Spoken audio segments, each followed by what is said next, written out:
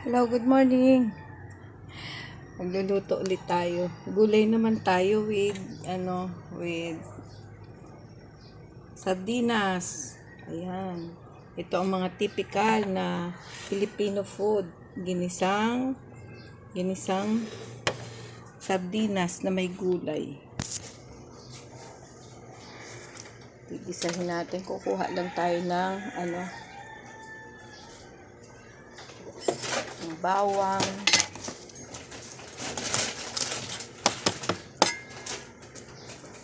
siyempre tatagtarin natin karate. Yeah! Ayun. Matututo ka magkarate nito. Tapos sabi ng mga anak ko, ako daw pag nagluto ng bawang ay kasama pa ang balat. Kaya naano naman din ako sa mga comments niya, kaya tinatanggalan ko na ng balat. Nasanay kasi ako sa probinsya namin na walang tanggal-tanggal ng balat kasi mabango yung pati balat ginigisa. At saka ginagawa ko pag nagigisa ako ng bawang, doon ko na rin tinatanggal yung balat niya para madali.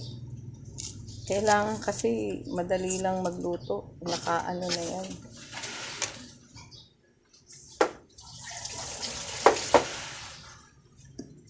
Lulutuin po natin ay ginisang saluyot at merong dahon ng kalabasa.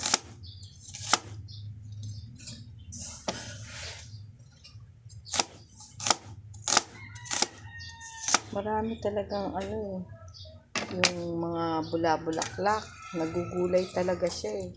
Tingnan mo yan, dahon ng kalabasa, nagugulay. Hindi yung ibang bulaklak, pwede rin gulayan, di ba? Di ba guys? Ito lang naman recipe natin. Bawang, sibuyas, at ito. Yan. Saluyot at ito yan, kalabasa. Kalabasang, bulaklak ng kalabasa pala. Yan, na tayo. Prepare na tayo ng ating kalan. Ito lang ha. Wala akong stand. Ito lang tayo. Yan. Ganda.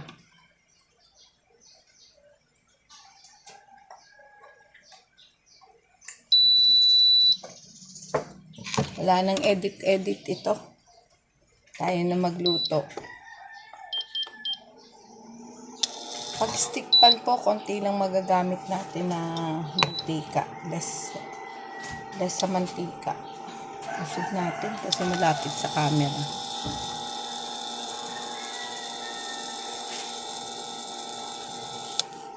Yeah.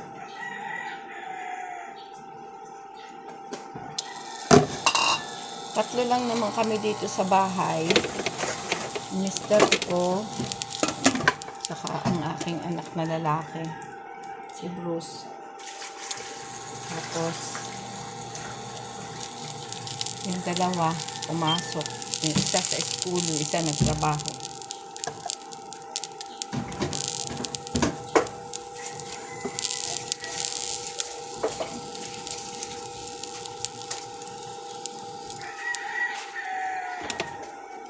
Wala naman akong ginagawa sa bahay. Mag-vlog na lang. Salamat sa inyong pag-like and share.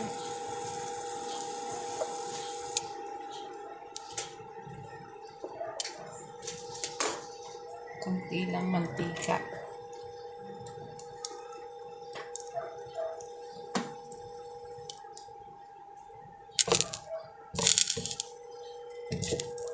Parang marami-rami pa itong mantika na pabawasan natin.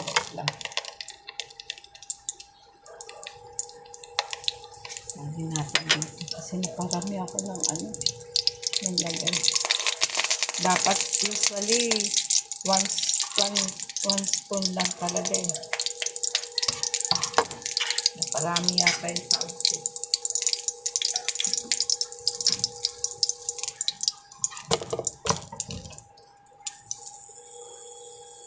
nagluluto tayo, may kasamang pagmamahal.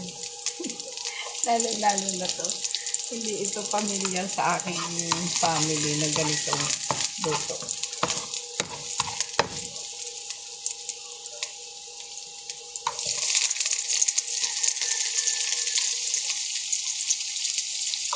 Tingnan ko kung masarap.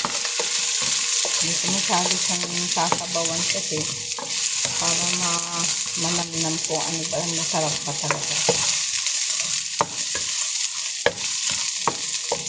Sibuyas, bawang. Masarap po pagka nagigisa. Yung papa-browning mo siya. Mabango. Dati, hindi ako wala na sa akin yun. Basta lang, gisa-gisa lang. Hindi ko na pinapa-brown. Meron akong kaibigan sa church. Sabi niya, Ate Christy, paano mo po pa-brownin mo ang bawang para mabango. So, I try. Oo naman. San. Pag nagluluto, masarap. Sayaw-sayaw. Wala lang ako music.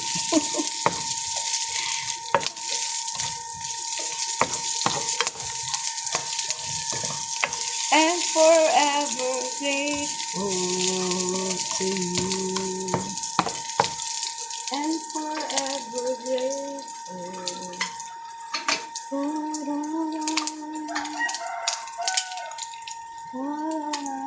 Yan, lagay na natin ang sardinas. Medyo maanghang ito.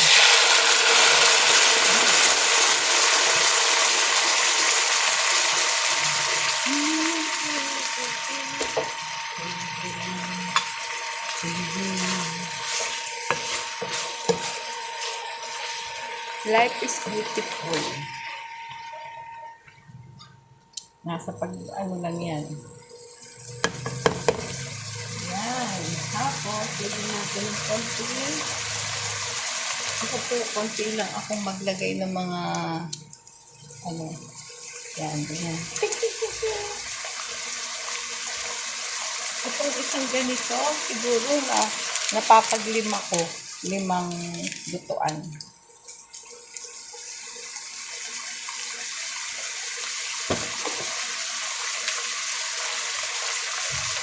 Like and share po like and subscribe.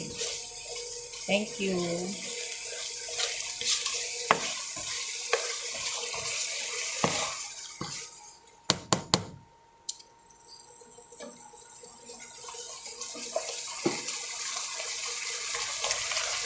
Love you guys. Kapag like and share nyo.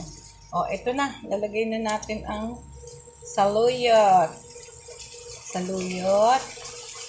At dahon ng kalabasa.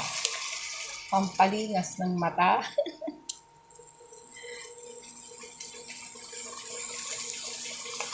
Yes. Maging thankful lang po tayo sa bawat nasa paligid natin. Salamat natin sa Diyos, no? Kasi lahat naman ng bagay na ito ay sa Kanya eh. Wala naman talaga tayo. Ang meron lang tayo ay tayo.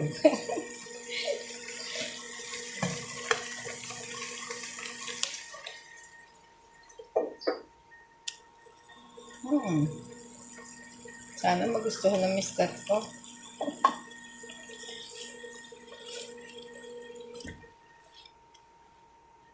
Sabihin, ano na naman yung niluto mo? Ano na naman yung hinalo mo? Pag masarap, wala siyang reklamo. Siyempre.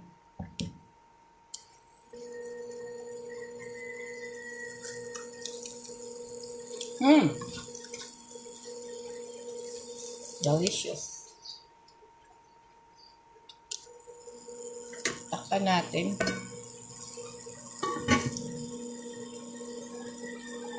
Ganyan lang yan. Pagka hindi nagustuhan nila, ako ang uubos. Ako naman taga-ubos ng aking niluto. alam nyo guys, ito yung mga simpleng pagkain. Mga simpleng pagkain na kapag ka,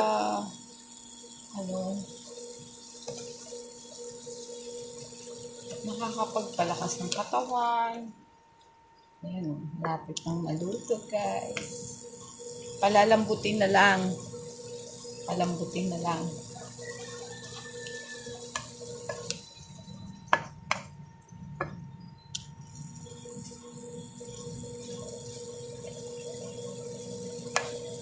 Ayan. Mga ilang minuto na lang yan.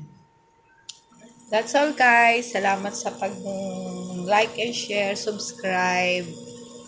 Love you. Mwah!